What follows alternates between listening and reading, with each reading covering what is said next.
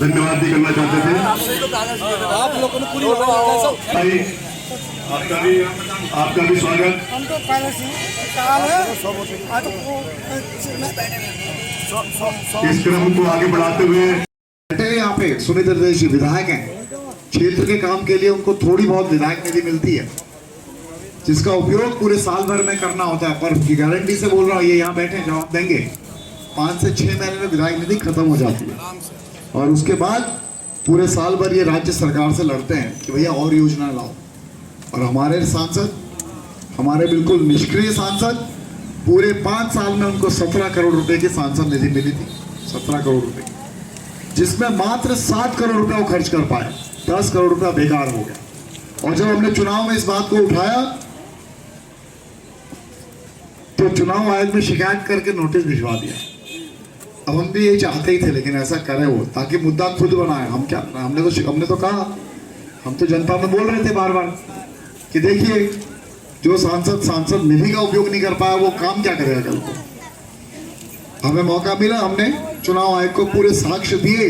भारत सरकार का लोकसभा का रिकॉर्ड निकाल के दिया कि देखिए ये रहा, आपने कहां खर्च करे पैसे। अब जवाब नहीं है उनके पास, डबल फंसे हैं अभी। जिन गांवों को गोद लिया, विकास करने के लिए लिया था, जय हिंद, जय भारत, जय कांग्रेस। प्रकाश जोशी कांग्रेस पार्टी। जब तक एक राजनीति का कोई विचारधारा नहीं है, कोई विजन नहीं है, तब तक उसका चुनाव में आना बेकार होता है। जैसे कि आपने देखा होगा, हमारे भूतपूर्व सांसद, हमारे निवर्तमान सांसद अजय भट्ट जी, जिस तरह से उन्होंने सांसद निधि का दुरुपयोग किया, सांसद निधि का 10 करोड़ रुपया उन्होंने बर्बाद किया, जो रुपया किसी भी गरीब इंसान के काम आ सकता था।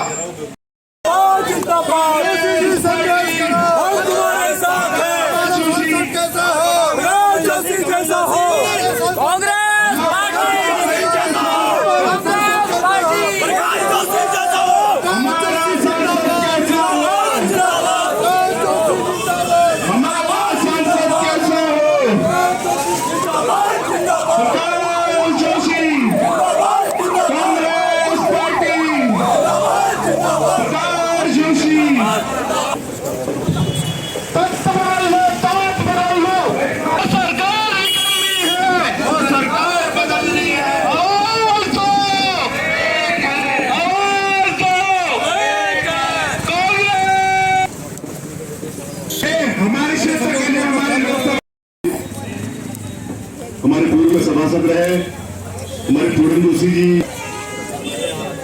साथ ही हल्द्वानी के विधायक में जब भी कोई समस्याएं रही है, आपने सभी उन समस्याओं के निराकरण के लिए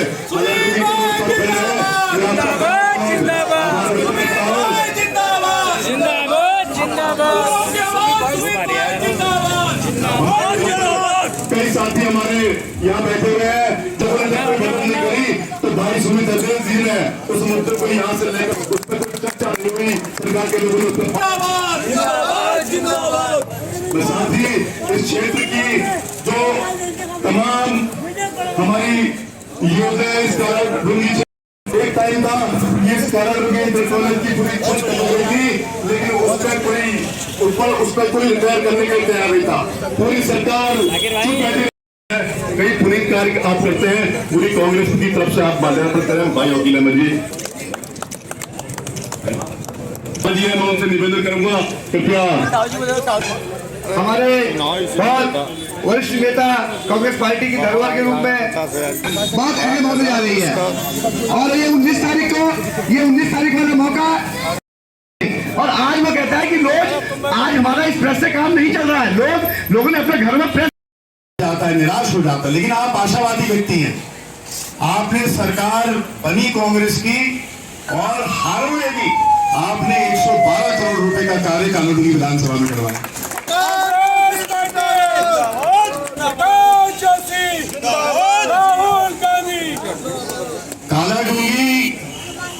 कई चीजों के लिए विख्याति प्राप्त है, विशेषतः क्योंकि जिम कॉर्बेट साहब का म्यूजियम भी है यहाँ पर।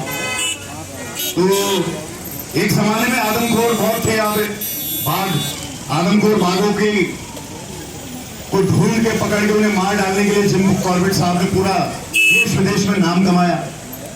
ऐसी ही आदमखोर सरकार ये जो भारतीय जनता पार्टी की केंद्र की सरकार है, जो 10 साल से विराजमान है, और ये ऐसा आदमखोर नहीं है, ये ऐसा आदमखोर है कि पंजे दर पंजे धीरे धीरे कर करके आपको और हमें मार रहा है, घायल कर दिया अर्थव्यवस्था को, बेरोजगारी चरम सीमाएं पार कर चुकी है।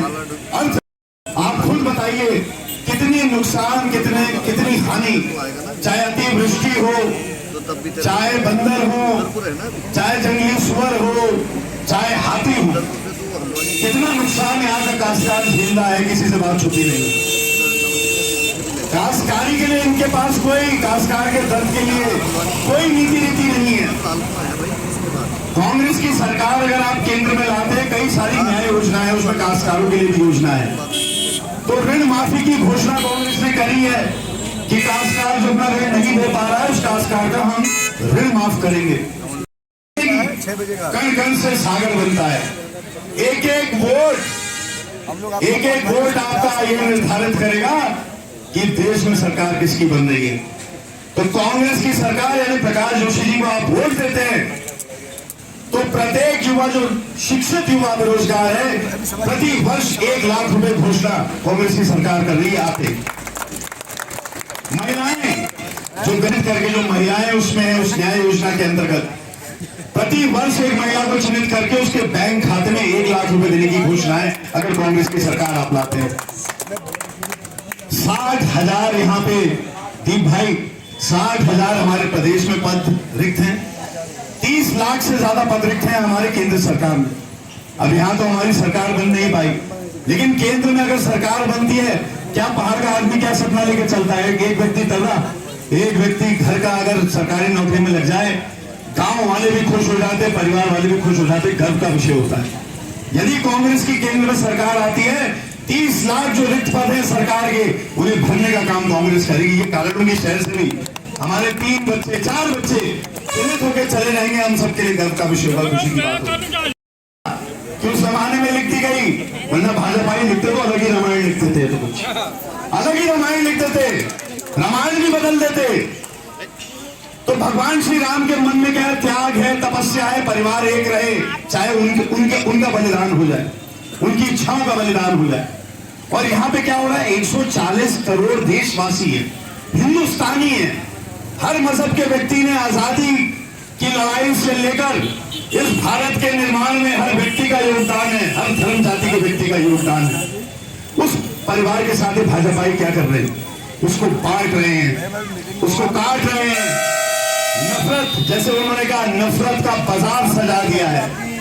और मोहब्बत की दुकान किसने खोली? राहुल गांधी जी ने, प्रियंका गांधी जी ने। और ये लोग कौन है बताइए, कौन है?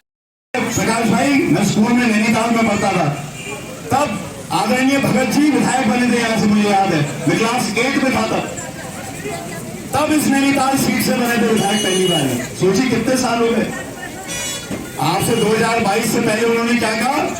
एथेनॉल की फैक्ट्री बंद, काम बंद, ये तो उन्होंने वादा करा और ढोंग करके करवा दिया। आज क्या है स्थिति?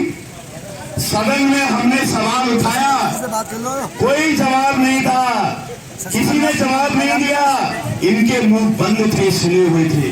आज इनसे प्रश्न पूछिए, आज पूछिए प्रश्न, क्यों नहीं आवाज उठा रहे हैं? तब अन्याय हो रहा है।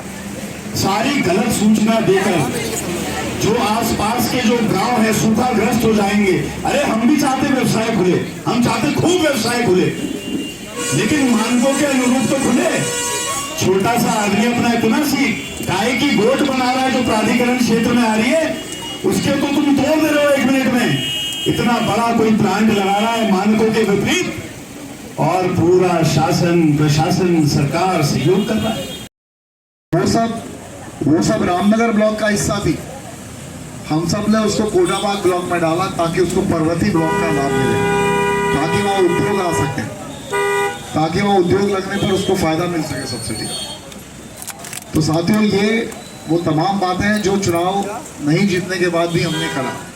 वो हालात अलग थे चुनाव के, और मैं ऐसा समझता हूँ कि शायद भगवान ने मुझे कुछ और काम के लिए बनाया होगा। हम चुनाव तो नहीं जीत पाए, पर पार्टी संगठन में लगातार मैं काम करता हूँ और आज फिर दोबारा के साथ भेजा।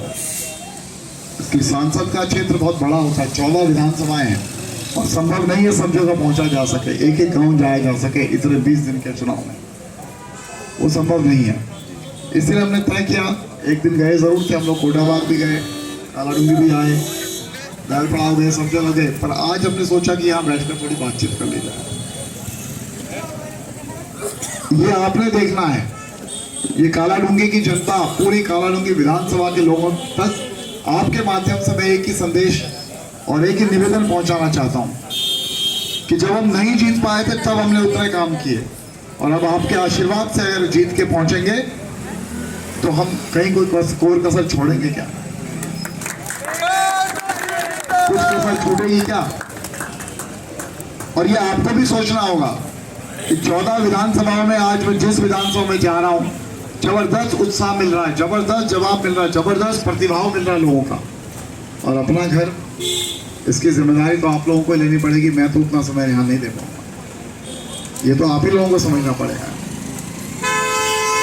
और एक तरफ जो 5 साल पहले चुनकर गए अजय भट्ट जी, आजकल खूब इंटरव्यू मेरे कोर्स है, कल एक इंटरव्यू देख रहा था मैं उनका, पूरे इंटरव्यू में 15-20 मिनट के इंटरव्यू में कम से कम 10 मिनट तक वो प्रकाश जोशी बोलते रहे। ये अच्छी बात है, पूरा 10 मिनट तक बोलते रहे उस इंटरव्यू में, मुझे बड़ा अच्छा लगा। मैंने कहा चलो ये भी सही। तो आप जनता तक क्या पहुंचाना है? 5 साल पहले अजय भट्ट जी भारतीय जनता पार्टी की टिकट से चुनाव लड़े, जीत के गए, तो सब जानते हैं ना। और कालाडूंगी से बहुत बड़े मार्जिन से जीते थे, पूरे कालाडूंगी क्षेत्र से, विधानसभा से। एक सांसद की कर्तव्य क्या होता है? मैं जब उनका इंटरव्यू पढ़ रहा था, देख रहा था रात को, मुझे याद आया वो रक्षा राज्य मंत्री है देश के, वो पर्यटन मंत्री है देश के, वो खाली सांसद, कैरियर खत्म हो गया। आप सोचिए कि हमारे देश के वो युवा, वो नौजवान, जब आप जवान रहे होंगे, सिपाही फौज में भर्ती हुए होंगे, तो आपका सपना रहा होगा कि तनख्वाह तो अलग बात है पर देश की सेवा करो। और आप सही सलामत आ गए, भगवान ना करते कहीं कुछ बॉर्डर पर कोई अनहोनी होती तो आप शहादत लेके आते। आप सोचिए जज्बा क्या होता है एक फौजी का, कि फौज में जाऊं, देश की सेवा करूं, और वो जान की परवाह नहीं करता फिर। लेकिन आज अग्निवीर जैसी योजना थोपकर उन्होंने कहा कि आप सिपाही बनकर आइए, 4 साल बाद हम आपको रिटायर करेंगे और सिक्योरिटी गार्ड बनाकर वापस भेजेंगे। मतलब बंदूक पकड़ने की जिसकी हसरत हो कि बंदूक लेके बॉर्डर पे जाऊंगा, उसे वो डंडा देके घर भेजना है, तो एक लाठी पकड़ और किसी फैक्ट्री के बाहर, किसी उद्योगपति के घर के बाहर चौकीदारी कर भैया, सिक्योरिटी गार्ड बन। यही तो हो रहा है।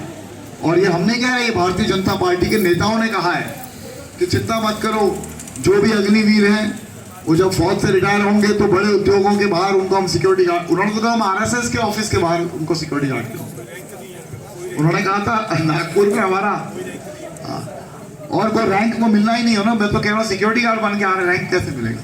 और भगवान ना करे कभी बॉर्डर पर शहीद हो गए तो उनको शहादत का दर्जा नहीं मिलेगा, शहीद का दर्जा भी नहीं मिलेगा, सैन्य सम्मान नहीं मिलेगा। अब मैं क्यों कह रहा हूं इस बात को, क्यों अजय भट्ट जी दोषी है इस बात की, उसको गौर करने की जरूरत है, उसको लोगों तक पहुंचाने की जरूरत है, क्योंकि वो देश के रक्षा राज्य मंत्री हैं।